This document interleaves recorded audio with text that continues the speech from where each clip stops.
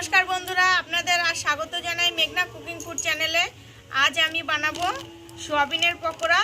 আপনারা ভিডিওটা অবশ্যই প্রথম থেকে শেষ পর্যন্ত দেখবেন, আপনাদের অবশ্যই ভালো লাগবে। আর এই রেসিপিটি খেতে ভীষণ সুস্বাদু হয়। দেখুন, আমি নিউট্রেলার সোয়া নিয়েছি একটা প্যাকেট। আপনারা যে কোনো সোয়াবিন নিতে পারেন। এবার আমি সোয়াবিনটাকে আগে সিদ্ধ করে নেব। উনুনটা ধরিয়ে নেব। কড়াইতে দিয়ে দেবো জল। এবার সোয়াবিনটা দিয়ে একটু সিদ্ধ করে নেব।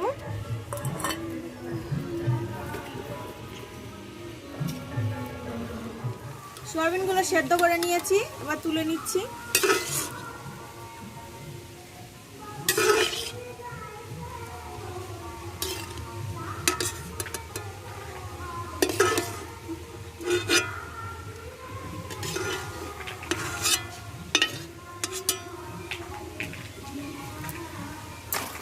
সোয়াবিনগুলোর মধ্যে আমি একটু ঠান্ডা জল দিয়ে নিয়েছি। এবার জলটা চিপে ভালো করে তুলে নেব।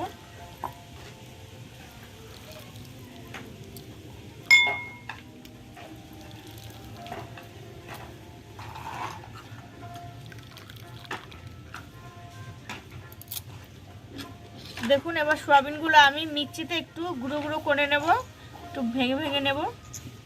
আমি মিক্সিতে গুঁড়ো করে নিয়ে আসছি, তারপর আপনাদের দেখাচ্ছি। দেখুন, আমি সোয়াবিনগুলো মিক্সিতে এরকম করে গুঁড়ো গুঁড়ো করে নিয়েছি। এর থেকে বেশি গুঁড়ো করলে রেসিপিটা ভালো হবে না। এবার আমি মশলাগুলো অ্যাড করে নেব। দিয়ে দেব পেঁয়াজ কুচি,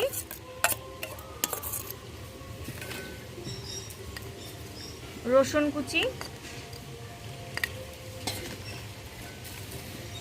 লঙ্কা কুচি,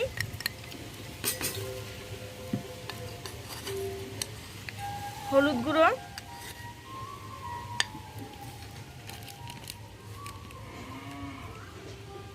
লাল লঙ্কা গুঁড়ো,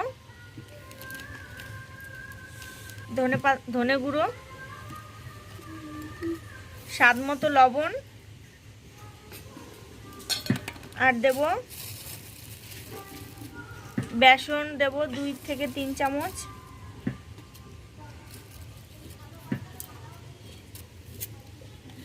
এবার আমি দিয়ে দেব ধনেপাতা কুচি, আর ডিম দেব একটা ভেঙে।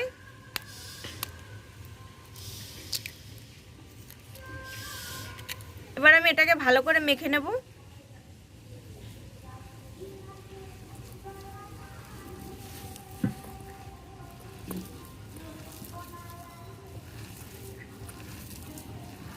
এর মধ্যে আমি জল দেব না, এটাতেই মাখা হয়ে যাবে।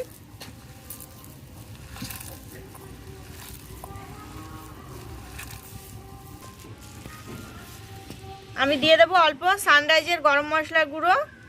দেখুন, এই মিশ্রণটার মধ্যে আরেকটু বেসন লাগবে, তাই আমি আর 1 চামচ বেসন দিয়ে দেবো।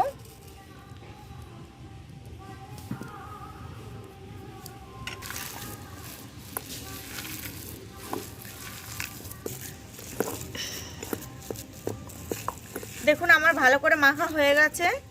এবার আমি পকোড়াগুলো তৈরি করে নেব।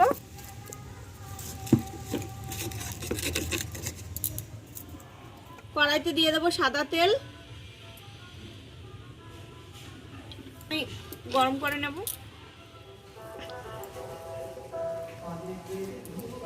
এবার আমি পকোড়াগুলো ভেজে নিচ্ছি। ছোট ছোট অল্প অল্প করে নিয়ে নেব, ছোট ছোট করে পকোড়াগুলো ভাজবো।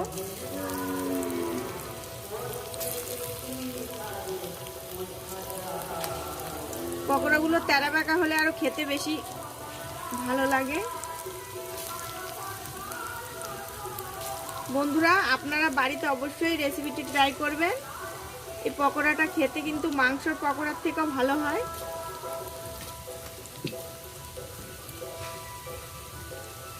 কমেন্ট করে বলবেন যে রেসিপিটি কেমন হয়েছে।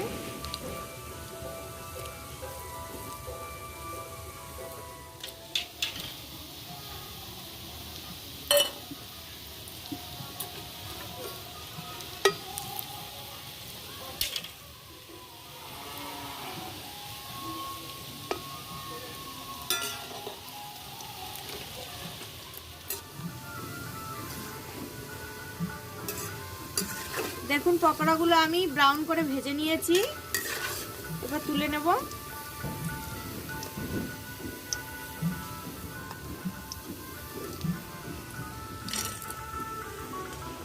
এই পকোড়াগুলো আপনারা চায়ের সাথে খেতে পারেন, আবার এমনিও খেতে পারেন, ভীষণ ভালো লাগবে খেতে।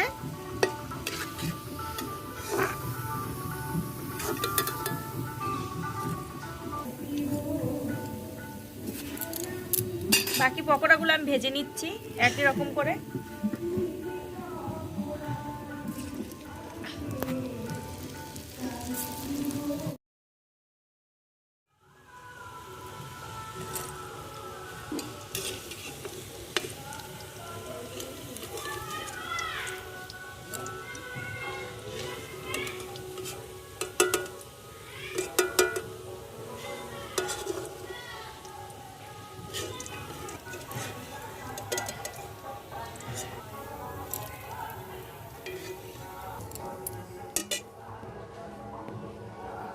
দেখুন আমার পকোড়াগুলো সব ভাজা হয়ে গেছে। আপনারা বাড়িতে অবশ্যই রেসিপিটি ট্রাই করবেন এবং ভীষণ খেতে ভালোই লাগবে।